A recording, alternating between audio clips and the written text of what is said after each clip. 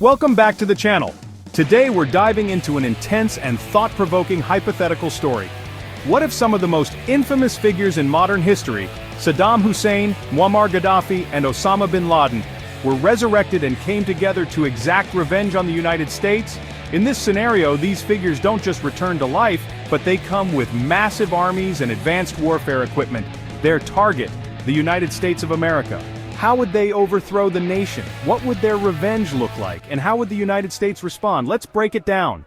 Imagine this, a secret scientific project by a rogue group looking to revive the dead. Saddam Hussein, Muammar Gaddafi, and Osama bin Laden are brought back to life through a mix of dark technology and forbidden science. But this isn't just about bringing them back as they were. No, these figures are resurrected with enhanced abilities far stronger than they were in life. They're fueled by a singular desire, revenge. Saddam, having been executed in 2006, is brought back with a burning hatred for the United States, especially for the invasion of Iraq. Gaddafi, the Libyan dictator who met a brutal end in 2011, rises with a seething desire to destroy those who toppled his regime. And Osama bin Laden, leader of the Al-Qaeda terrorist network, is resurrected as the mastermind of this vengeance-fueled alliance. With their spirits of vengeance reborn, they vow to conquer the United States, not just for personal revenge but to bring the ultimate reckoning to the country that brought about their downfall. The first step for Saddam, Gaddafi, and bin Laden is assembling an army. But these aren't just ordinary forces, they're built to crush the United States on a scale never before seen. Saddam, ever the tactician, pulls from Iraq's past military power, quickly gathering loyalists and soldiers. He also uses his experience in warfare to arm his forces with state-of-the-art weaponry, including heavy artillery and advanced technology that rivals anything the United States military has seen. Meanwhile, Gaddafi, always known for his flamboyant and unpredictable nature, supplies his forces with unconventional guerrilla tactics, while outfitting them with advanced Libyan military equipment. His loyalists, fueled by his resurrection, are fiercely devoted to his cause. Finally, bin Laden, though not a military strategist in the traditional sense, is the mastermind of the operation. His deep connections in the world of terrorism and asymmetric warfare make him an invaluable asset to the group. He brings his own network of extremists and also taps into global resources, recruiting fighters from across the globe. Together, they have created an army with the perfect mix of heavy artillery, militias, and terror cells, ready to strike the United States at its weakest points. After months of planning and preparation, the time comes for the revenge assault on the United States. The resurrected trio, backed by their army of loyalists, launches a full-scale invasion. They strike swiftly, catching the United States off guard. Their plan is to hit key locations across the nation: Washington, D.C., New York, Los Angeles, and military bases that house America's most powerful weaponry. The ultimate goal? To capture the former presidents George W. Bush and Barack Obama, whose decisions were responsible for their downfall. These leaders are targeted because they were at the helm when the wars in Iraq and Afghanistan were launched. Wars that directly led to the deaths of Saddam, Gaddafi, and bin Laden. This is not just about conquering America, it's about humiliating and destroying the people who ended their reigns. As the invasion unfolds, Saddam's forces move quickly across the Midwest, overrunning military bases while Gaddafi's fighters take control of key cities. Bin Laden's extremists infiltrate U.S. soil, setting off a wave of coordinated terror attacks, bombings, and cyber warfare, crippling America's communication systems. The U.S. military scrambles to respond, but the resurrected trio has already infiltrated the country's defense mechanisms. Bush and Obama, now prisoners, are taken to an undisclosed location for interrogation and symbolic execution, showing the world that they are the victors. With Bush and Obama in their custody, Saddam, Gaddafi, and bin Laden begin their final, personal revenge. The U.S. military, still reeling from the shock of the invasion, is powerless to stop the horrific fate awaiting these former presidents. Saddam, who always saw himself as a ruler, forces George W. Bush to witness the fall of the American empire he once built. Gaddafi, with his sharp tongue and unpredictability, taunts Barack Obama, blaming him for the destruction of his Libyan regime. Bin Laden, ever the ideologue, watches from the shadows, knowing that the revenge he's been seeking has finally come to fruition. But it's not just about the two presidents. As part of their revenge plan, the resurrected trio destroys the legacies of these former leaders.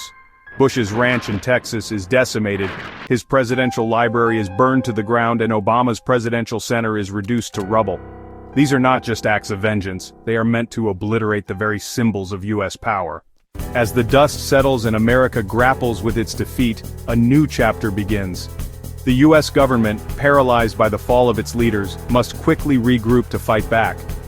But will the United States be able to recover from such a devastating blow? The U.S. military, though shaken, is not broken. The nation begins to rally, but now facing a new enemy on its soil. The resilience of the American people is tested like never before as they prepare for an all-out counteroffensive against the resurrected forces. Will America be able to rise from the ashes, rebuild, and mount a counterattack to stop Saddam, Gaddafi, and bin Laden's reign of terror? Or will this be the beginning of the end for the United States?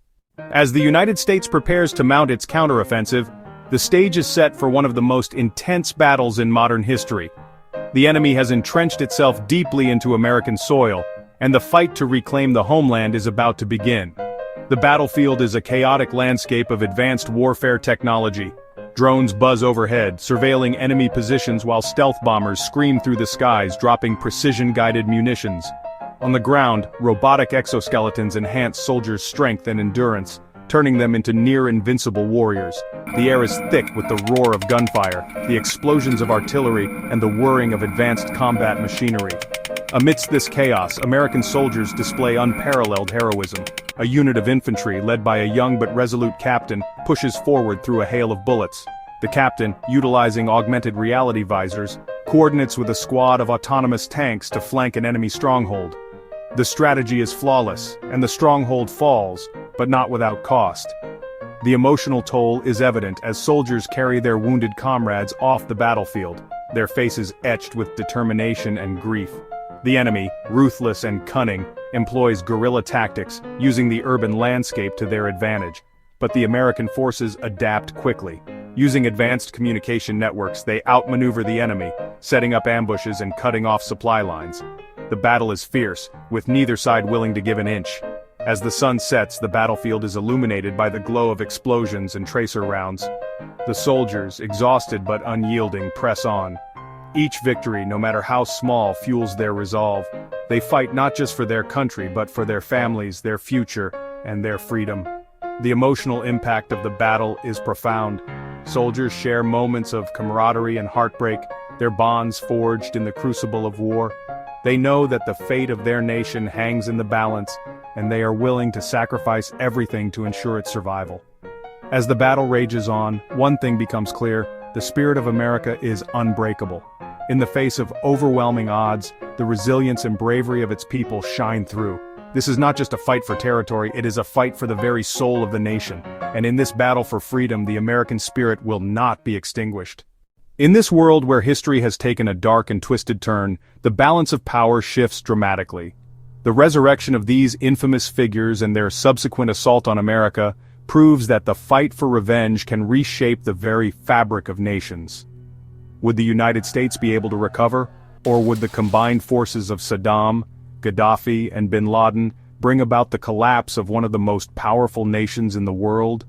The answer lies in the hands of the survivors, the soldiers, and the will of the American people. So, what do you think? Could such a scenario unfold in an alternate universe? How would you imagine the United States fighting back against such a powerful and ruthless force? Let me know your thoughts in the comments below. If you enjoyed this wild ride of a story, don't forget to like, share, and subscribe for more thought-provoking scenarios. Thanks for watching, and I'll see you in the next one.